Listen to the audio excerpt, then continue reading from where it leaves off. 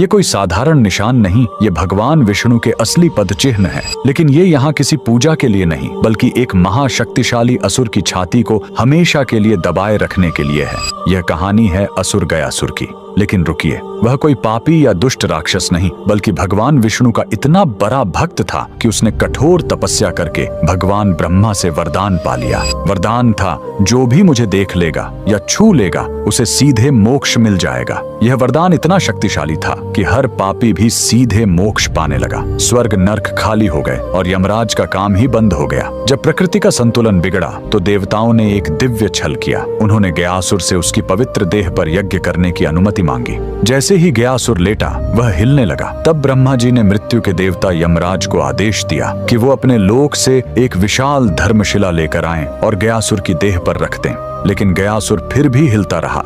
तब उसे स्थिर करने के लिए स्वयं भगवान विष्णु ने उस विशाल धर्मशिला पर अपना दाहिना पैर रख दिया, जो हमेशा के लिए अंकित हो गया। भगवान के स्पर्श से गयासुर खुश था। उसने मृत्यु से पहले भगवान विष्णु से वरदान मांगा, मेरी यह देह दुनिया का सबसे बड़ा तीर्थ बने, और जो यहाँ अपने पितरों का पिंड दान करेगा उन्हें सीधे मोक्ष मिलेगा। और भगवान के आशीर्वाद से गयासुर का वही शरीर आज बिहार का पवित्र गया शहर है, और जिस स्थान पर विष्णु ने पैर रखा था वहीं पर बना है यह प्रसिद्ध विष्णुपद मंदिर। लेकिन रुकिए, इसी मंदिर के बगल में इस फल्गु नदी में कभी पानी नहीं दिखेगा। क्यों?